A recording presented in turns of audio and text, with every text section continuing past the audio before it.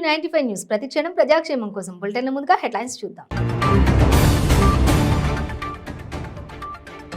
ఆపదలో చిక్కుకున్న టర్కీకి తక్షణం ఆపన్న హస్తం అందజేసిన భారత వైమానిక దళ విమానంలో బయలుదేరిన ఎన్డీఆర్ఎఫ్ బృందాలు.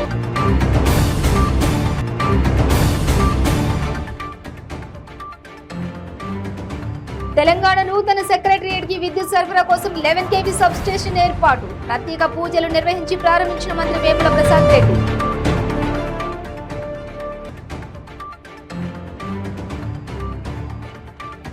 జనగామ జిల్లాలో ఘోర రోడ్డు ప్రమాదం. ఆగి ఉన్న డీసీఎంను ఢీకొట్టిన కారు, 3 దుర్మరణం. లంచం తీసుకుంటూ ఏసీబీకి చిక్కిన మెదక్ జిల్లా చిన్నశంకరంపేట మండలం వీఆర్ఓ శ్రీహరి. కొత్త పాస్ పుస్తకంలో భూమి నమోదు చేయడానికి రైతు నుండి 2 లక్షలు డిమాండ్.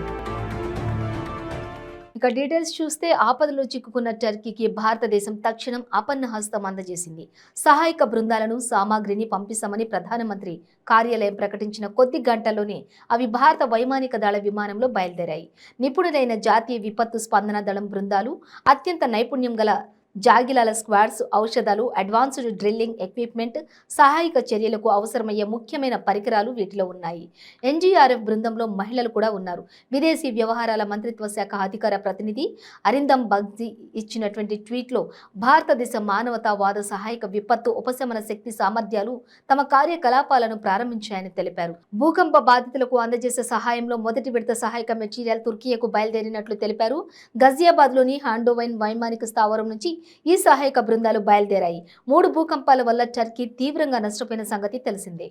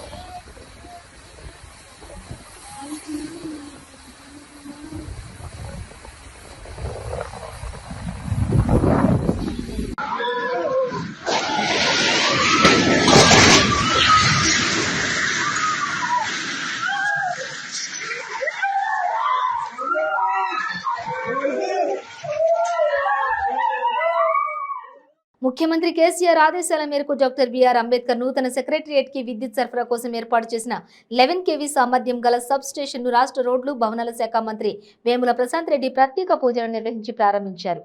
ఈ కార్యక్రమంలో పలువురు అధికారులు పాల్గొన్నారు.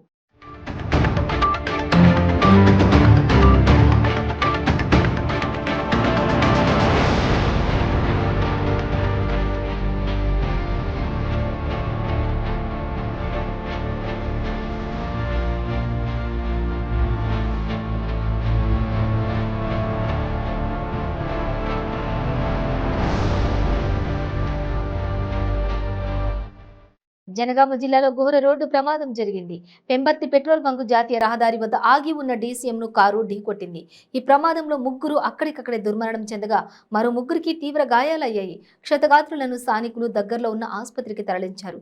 ఈ ప్రమాదానికి పొగమంచు కారణమని స్థానికులు చెబుతూ ఉన్నారు. సమాచారం తెలుసుకున్న పోలీసులు ఘటనా స్థలానికి చేరుకుని పరిశీలించారు. కేసు నమోదు చేసుకుని దర్యాప్తు చేస్తున్నారు.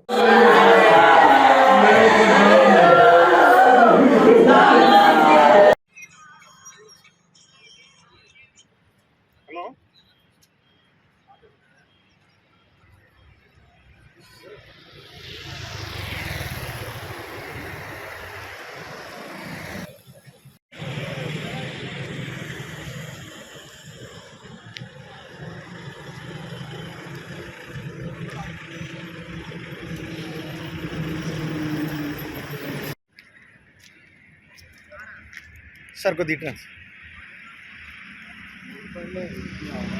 దీంట్లో వల్ల దాంట్లో ఉందండి 3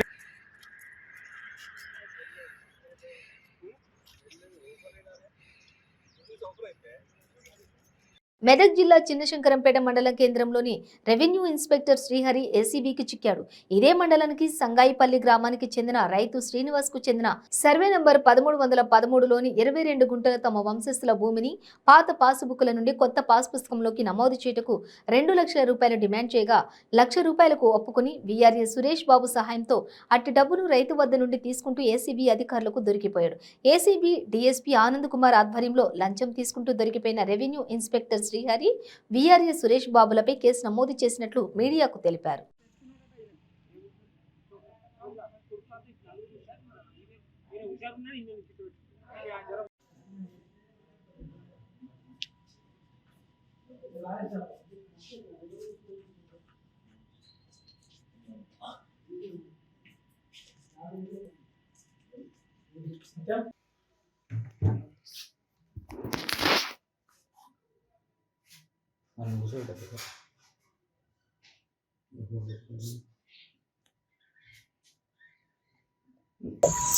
రెవెన్యూ ఇన్స్పెక్టర్ చంద్రపేట మండలంలో నెల్లి శ్రీహరి గారి దగ్గర పోయినప్పుడు ఆయన సరే నేను చేపిస్తాను కానీ దీనికి దాదాపు 2 లక్షల రూపాయలు ఖర్చు అవుతుందని చెప్పి చెప్పడం జరిగింది. చెప్తే ఆయన 2 లక్షల రూపాయలు అంత చాలా ఎక్కువ ఇచ్చుకోలేను అది ఇది అని చెప్పేసి రిక్వెస్ట్ చేసుకున్నారంట. రిక్వెస్ట్ చేసుకోవడం కాకుండా దాంట్లో ఆయన ఏమనంటే ఆల్రెడీ నేను ఒక ల్యాండ్ కొనుక్కున్నాను, నీ ల్యాండ్ పక్కనే అడ్జసెంట్ లో నా ల్యాండ్ ఉన్నది, అది 18 గజాల భూమి ఉంది, దాంట్లో ఆ 18 గజాల భూమి ఎట్లా నాకు అవసరము, దాదాపు నాకు అబ్జర్వ్ ఉన్నట్టున్నది. అది ఆ 18 గజాల భూమి యొక్క వాల్యూ ఎంత అయితే ఆ వాల్యూ తీసేసి 2 లక్షల నుంచి మిగతా నాకు ఇచ్చేసి నేను చేపిస్తాను అని చెప్పి అంటే ఆయన నాదైతే అంత డబ్బులు లేవు, ఇప్పుడు నేను చేయలేను అది అంటే రిక్వెస్ట్ చేయక సరే నేను ఫస్ట్ పని చేపిస్తాను దాని తర్వాత డబ్బులు ఇవ్వమని చెప్పాడు. అట్లాగే కొన్ని రోజులు అయిన తర్వాత పని జరిగింది. 22 గుంటల భూమి ఆయన పట్టా పాస్బుక్ లో యాడ్ అవ్వడం జరిగింది. అంటే 6 రిప్రింట్ అయింది, పట్టా పాస్బుక్ కూడా ఇష్యూ అవుతుంది. తెలిసింది మనకి ఇట్లా 22 గుంటలు అలా యాడ్ అవ్వడం జరిగిందని 6 ప్రకారం అని కంప్లైంట్ కి తెలిసిన తర్వాత కంప్లైంట్ సైలెంట్ ఉన్నారు కానీ మళ్ళీ ఇతను తెలిసిన వాళ్ళ ద్వారా అతను డైరెక్ట్ గా ఫోన్ చేయడం ద్వారా ఇది మళ్ళీ ఇవన్నీ అరేంజ్ చేయడం మొదలు పెట్టాడు, ఆ డబ్బులు ఇచ్చేసామని చెప్పేసి అట్లా అరేంజ్ చేయడం మొదలు పెడితే ఇతను ఇక ఆయన మన దగ్గరికి ఏసీబీ వారి దగ్గరికి అప్రోచ్ చేయడం జరిగింది. ఏసీబీ వాళ్ళు ఆయన రిటర్న్ కంప్లైంట్ తీసుకున్న తర్వాత ఇన్వెస్టిగేషన్ లో ఉన్నప్పుడు అతన్ని పంపిస్తే అతను క్లియర్ గా ఇంకొకసారి రిక్వెస్ట్ చేయి అసలు ఏంది అని చెప్తే అతను రిక్వెస్ట్ చేసినప్పుడు 2 లక్షల నుంచి 1 లక్ష రూపాయలకి తగ్గించాడు. అంటే ఆ భూమికి సంబంధించిన డబ్బులు ఏదైతున్నాయో అవి కాకుండా 1 లక్ష రూపాయలు ఇస్తే సరిపోతుంది అన్నట్టు చెప్తే ఆ 1 లక్ష రూపాయలని అతను అరేంజ్ చేసుకొని ఈ రోజు మా దగ్గరకు వచ్చినప్పుడు నేను ఏసీబీ టీం మొత్తం మా ఇన్స్పెక్టర్స్ స్టాఫ్ అందరం కలిసి ఇక్కడ ఈ రోజు వచ్చినప్పుడు అతను నెల్లి శ్రీహరి ఇక్కడ తలారి అని ఒక బిఆర్ఏగా ఉన్నారు, సురేష్ అని చెప్పి సురేష్ బాబు అని ఒక బిఆర్ఏగా ఉన్నారు. ఆయన చందంపేటలో బిఆర్ఏ. ఆయన సహాయం తీసుకొని కంప్లైంట్ ని బయటికి రా అని చెప్పేసి అంటే కంప్లైంట్ బయటికి వెళ్తున్నప్పుడు బయట ఒక రోడ్డు మీద ఆగి సురేష్ అనే బిఆర్ఏ గారిని డబ్బులు తీసేసుకున్న కంప్లైంట్ అని చెప్పేసి ఆయన పక్కన ఉంది ఆయన తీసుకోవడం జరిగింది. తీసుకున్న తర్వాత ఇమీడియట్ గా బండి మీద కూర్చొని వాళ్ళు పడుకోవడానికి ప్రయత్నిస్తుంటే మేము ఏసీబీ వాళ్ళని మా యొక్క స్టాఫ్ సాయంతో వాళ్ళని అడ్డగించి ఆపి ఏదైతే ఆ 1 లక్ష రూపాయలు ఉన్నదో అది రికవరీ చేసుకోవడం జరిగింది. సంగారెడ్డి జిల్లా న్యాలకల్ మండలం చినిగేపల్లిలో నిల్వ చేసిన పత్తిని కల్లాలకు ప్రమాదవశాత్తు నిప్పంటుకుని దగ్ధమయ్యాయి. ఇక గ్రామ పొలిమేరలో 3 రైతులు పక్కపక్కన నిల్వ చేసినటువంటి 450 క్వింటాళ్లలో 40% పైగా పత్తి కాలి బూడిదైపోవడంతో 15 లక్షల మేర ఆస్తి నష్టం వాటిల్లింది. పత్తి కుప్పగా పోసిన కల్లాల మీదుగా విద్యుత్ తీగలు ఉండటంతో నిప్పురవ్వలు రాలిపడి అగ్ని ప్రమాదానికి కారణమైనట్లుగా రైతులు భావిస్తూ ఉన్నారు. ఇక గ్రామస్తులు పరస్పరం సహకారంతో మంటలను అదుపు చేసేందుకు కడవలు, పురుగుమందు స్ప్రేలతో నీటిని పిచికారీ చేయడం భారీ ఆస్తి నష్టం అయితే తప్పింది. ప్రభుత్వం ఆదుకుని ఆర్థిక సహాయం అందచేయాలని బాధిత రైతు కుటుంబాలు కోరుతున్నాయి.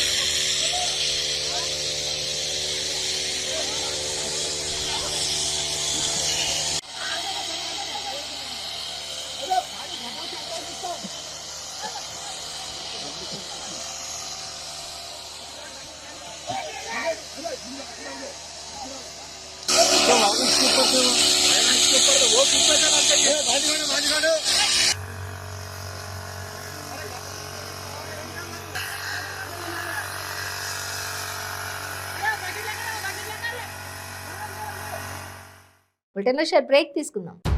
క్యాన్సర్ క్యాన్సర్ క్యాన్సర్ క్యాన్సర్ కి మందు దొరికింది. రోహిణి రసాయన లేహ్యం. ఖరీదైన ట్రీట్మెంట్లకి డబ్బు టైం వేస్ట్ చేయాల్సిన అవసరం లేదు. 24 రకాల క్యాన్సర్లలో మీది ఏ రకమైన 1, 2, 3, 4 స్టేజ్లలో ఏ స్టేజ్ లో ఉన్నా వాడండి రోహిణి రసాయన లేహ్యం. 9 రోజుల్లో ఫలితాలు ప్రారంభం. 30 రోజుల్లో క్యాన్సర్ దూరం చేసేందుకు తోడ్పడుతుంది. రోహిణి రసాయన లేహ్యం ప్రభుత్వ ఆయుష్ సంస్థచే ఆమోదింపబడిన 100% మూలికా లేహ్యం రోహిణి రసాయన లేహ్యం. ఇప్పుడే ఆర్డర్ చేయండి. క్యాన్సర్ నుండి సంపూర్ణ ఆరోగ్యవంతులుగా జీవించండి. రోహిణి రసాయన్ 100% ఆయుర్వేదం, GMP సర్టిఫైడ్. ప్రతిరోజు 1000 రూపాయలు సంపాదించే అవకాశం ఇప్పుడు మీకోసం. మహిళలకు, నిరుద్యోగ యువతులకు ఆర్థికంగా ఎదగాలని కష్టపడే తత్వం గల వారికి ఉపాధి అవకాశం. ప్రతిరోజు 1000 నుంచి 2000 సంపాదించుకునే అవకాశం పొందండి. మీరు కూడా ఆర్థికంగా ఎదగండి. అదెలాగో అనుకుంటున్నారా? రోటీ రైడర్ 10 నుంచి 20 సెకండ్లలో రోటీని తయారు చేసేస్తుంది. అంటే గంటకి 120 రోటీలు తయారవుతాయి. అదెలాగో ఈ వీడియోలో ఒక్కసారి చూద్దాం.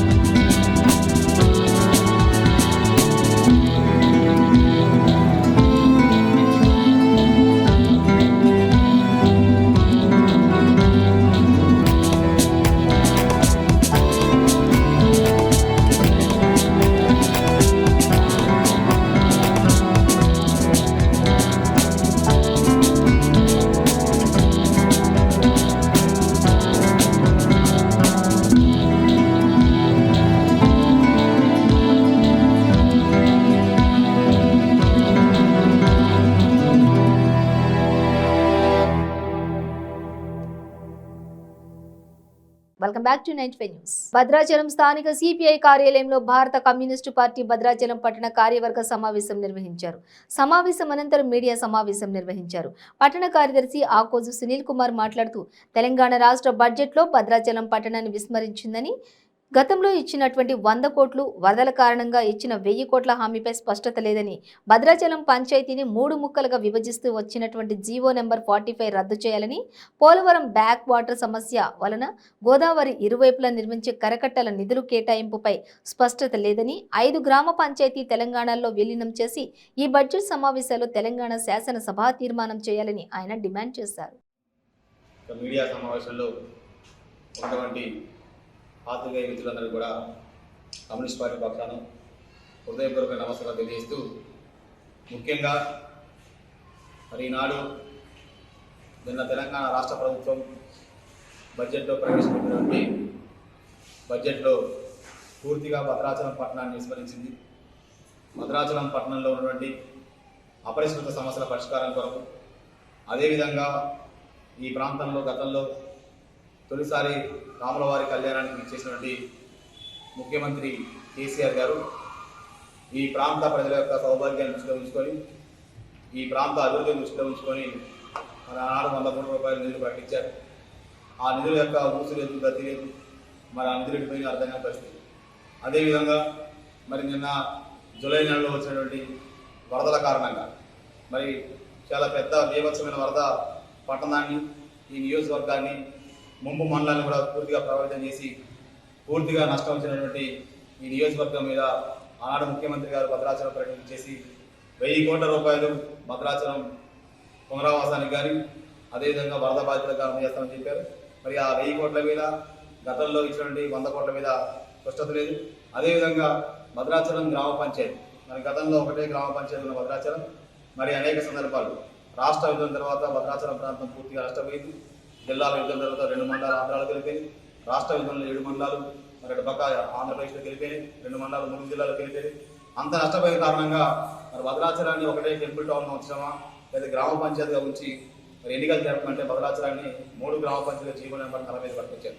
ఆ 45 జీవోలు రద్దు చేయాలని సిపిఐ పెద్ద ఎత్తున భద్రాచలం పట్టణంలో ఆందోళన చేసింది.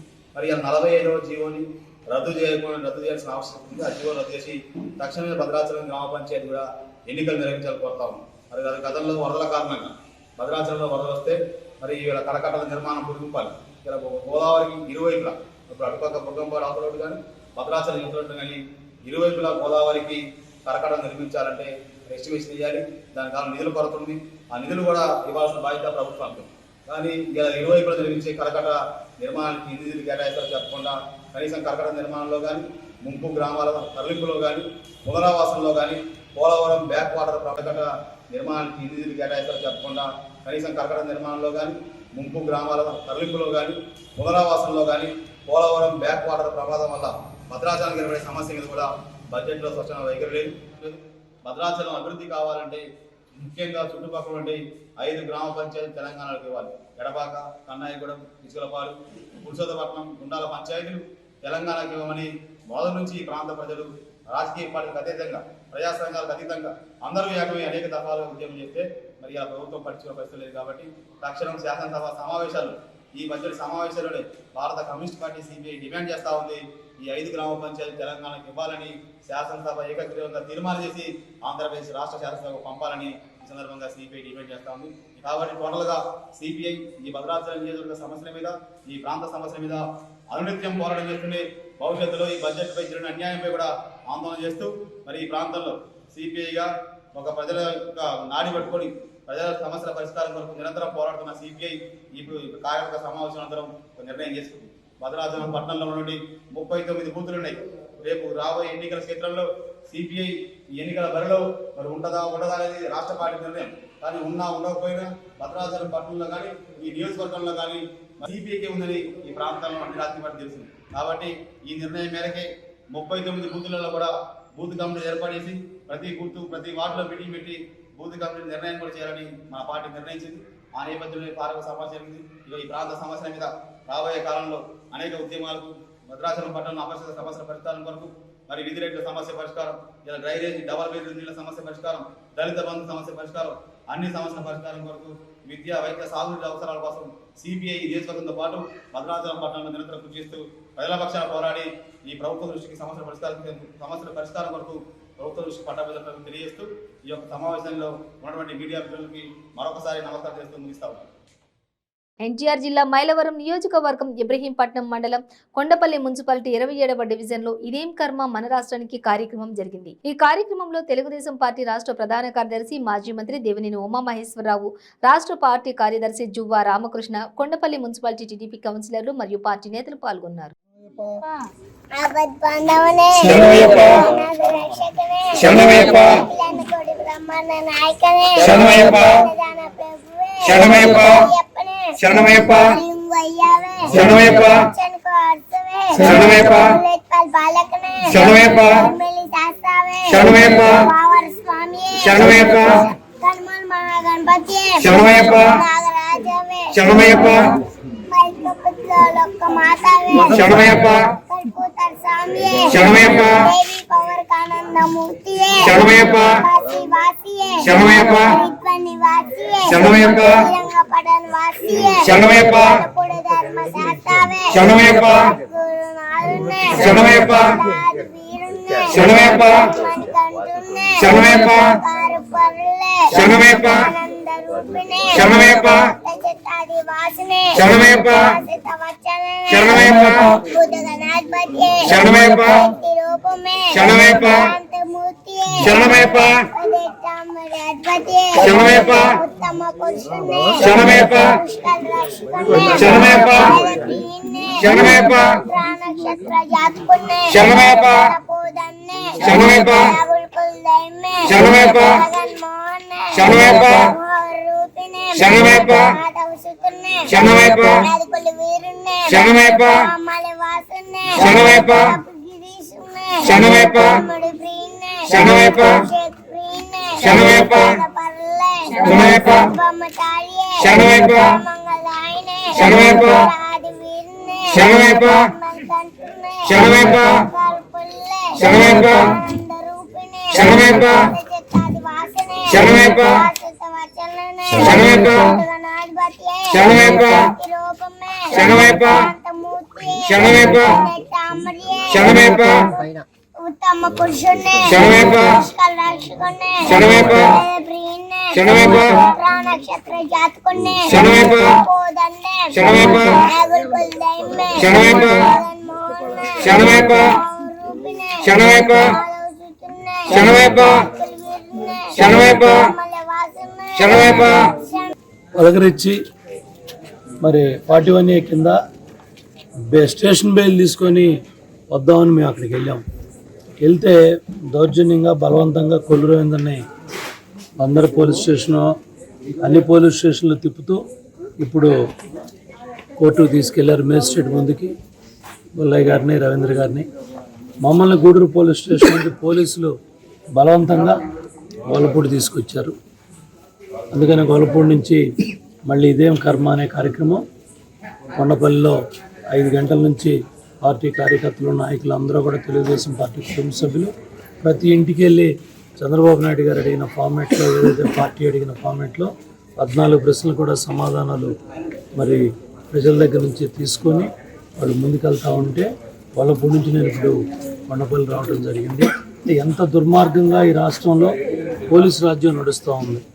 కొల్లు రవీంద్ర ఎవరినో ఏదో అన్నాడని ఎవరినో ఏదో తోశాడని కొల్లు రవీంద్ర మీద కేసు, కొనకళ్ళ బొల్లయ్య గారి మీద కేసు, అదేవిధంగా తెలుగుదేశం పార్టీ కుటుంబ సభ్యుల మీద కేసు, ఇప్పుడు రిమాండ్ చేసి మళ్ళీ రాజమండ్రి సెంట్రల్ జైల్లో పంపించాలని 54 రోజులు జైల్లో పెట్టారు.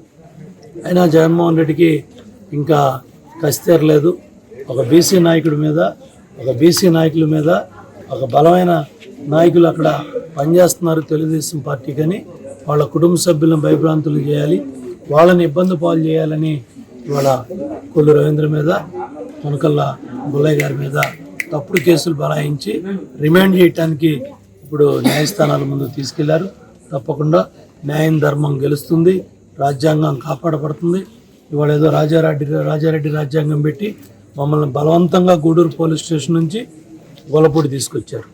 కొల్లు రవీంద్రని, కొనకళ్ళ బొల్లయ్య గారిని బలవంతంగా పోలీస్ స్టేషన్లని తిప్పి ఇప్పుడు కోర్టుకు తీసుకెళ్ళినట్టు నాకు సమాచారం వచ్చింది.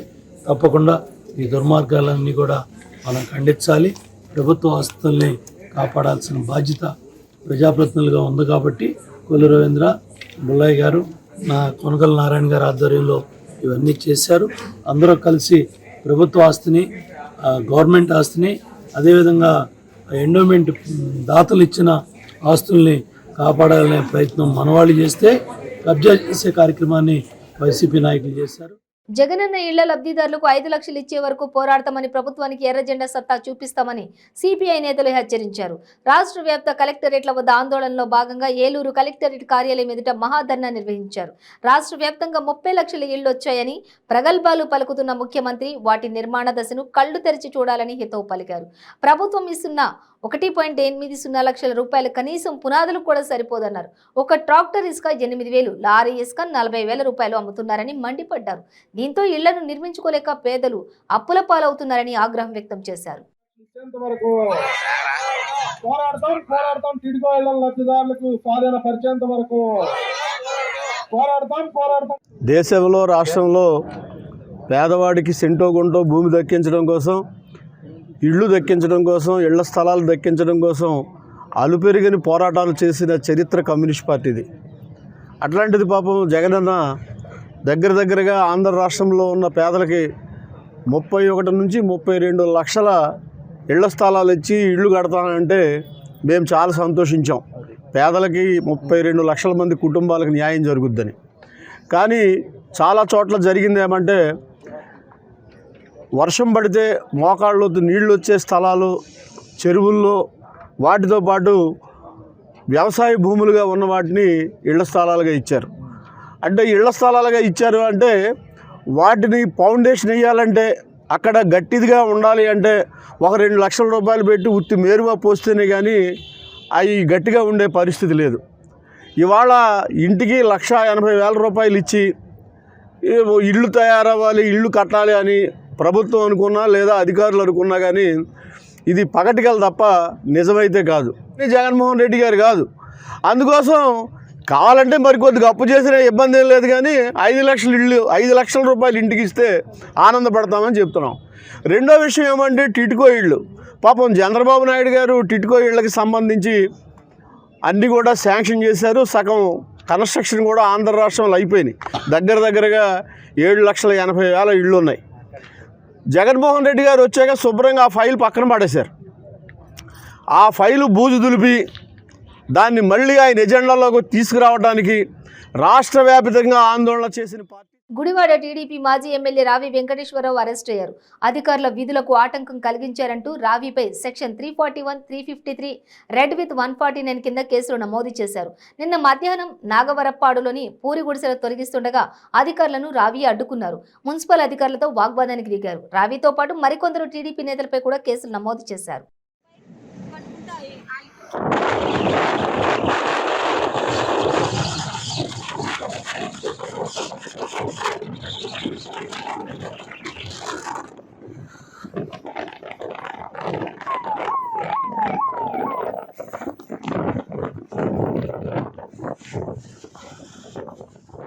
వైసీపీ నేత బోరుగడ్డ అనిల్ కుమార్ ఆఫీసును గుర్తు తెలియని వ్యక్తులు తగలబెట్టారు.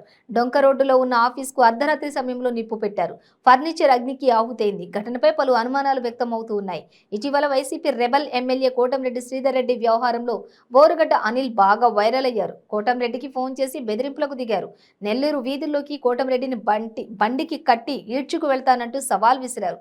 సీఎం జగన్ గురించి ఏం మాట్లాడవద్దంటూ హెచ్చరికలు జారీ చేశారు. వైసీపీ నేత సజ్జల రామకృష్ణారెడ్డి వంటి వారి గురించి ఎందుకు మాట్లాడుతున్నావని ఆగ్రహం వ్యక్తం చేశారు.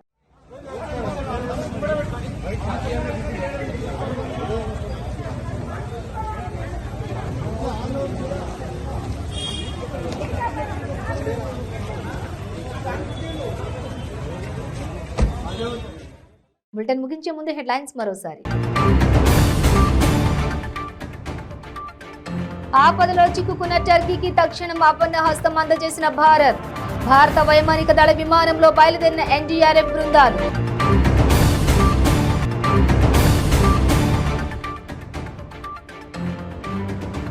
తెలంగాణ నూతన సెక్రటరియట్ కి విద్యుత్ సరఫరా కోసం 11 kV సబ్ స్టేషన్ ఏర్పాటు. ప్రత్యేక పూజలు నిర్వహించి ప్రారంభించిన మంత్రి వేముల ప్రసాద్ రెడ్డి.